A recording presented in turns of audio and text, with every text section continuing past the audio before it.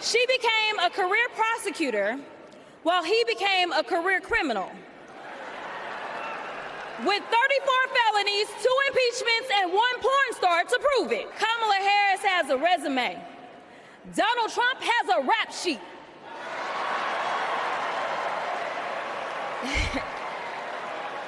She presides over the Senate while he keeps our national secrets next to his thinking chair. Texas Congresswoman Jasmine Crockett drew a strong contrast between the two people currently running for president when she addressed the Democratic National Convention last week.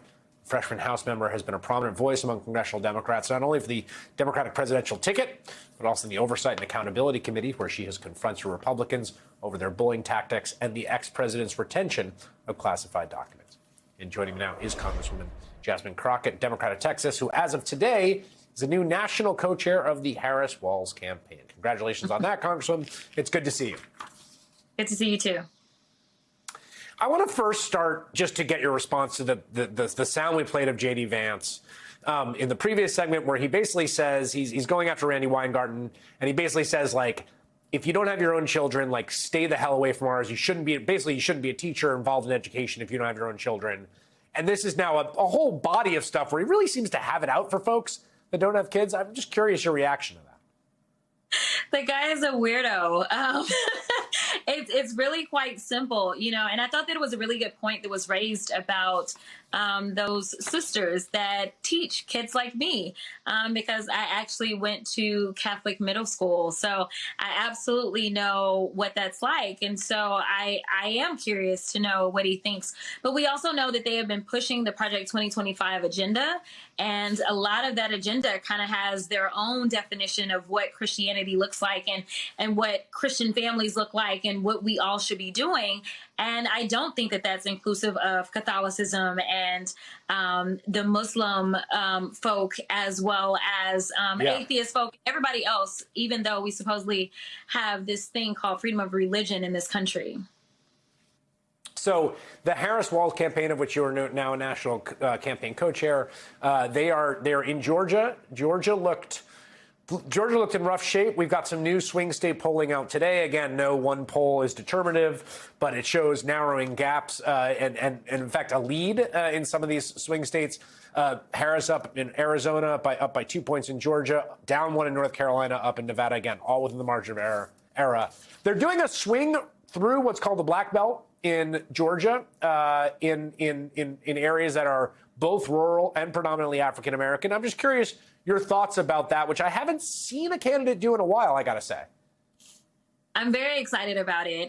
That is exactly what we're going to get out of this team. We're going to get them doing the things that are out of the box because they understand what the stakes look like. But here's the reality. We are just not having the conversations with rural America that we should be having, because we do have an agenda that is actually about bettering their lives. When we look at the broadband access that's been brought to rural America, that was brought by Democrats in the House and the Senate and a Democratic administration.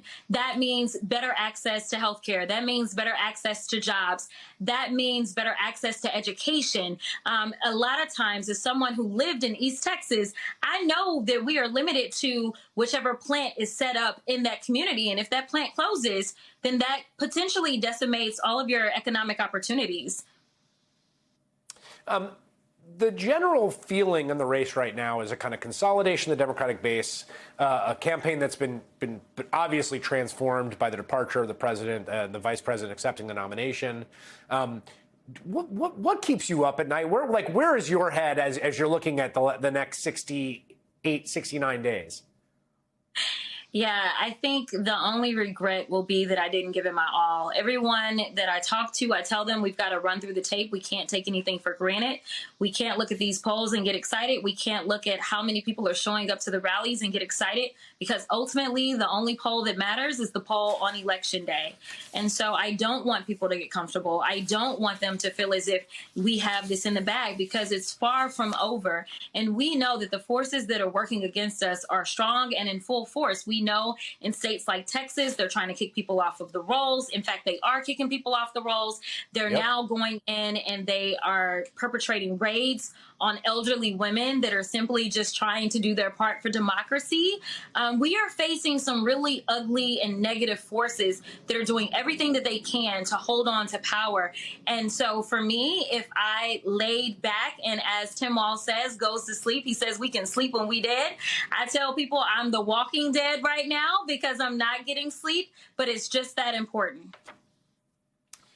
We reported on the beginning of the show about the altercation that happened at Arlington National Cemetery, where the ex-president brought a campaign videographer, turned his appearance there into a campaign spot that was uploaded on their social media feeds. A worker there, apparently, again, this is the best we can sort of get from the reporting from NPR and our own reporting and what we've heard, tried to stop them. They plowed through that. They're kind of doubling down on it, and they're saying that the worker at Arlington National Cemetery was having a mental health issue and sort of attacking that person. I'm curious your reaction to that. I mean, it's the same old games with these guys, you know, like they don't abide by norms. They don't abide by the law. And honestly, anyone that tries to enforce any rules upon them, they literally just steamroll them and they act as if they were all right. It's really unfortunate, especially when you have someone that is running to be the most powerful person in the world, to know that they literally just have no appreciation for basic norms. This is not the party of law and order. I think that we know that. That may have been who the Republicans used to be, but MAGA definitely is not that.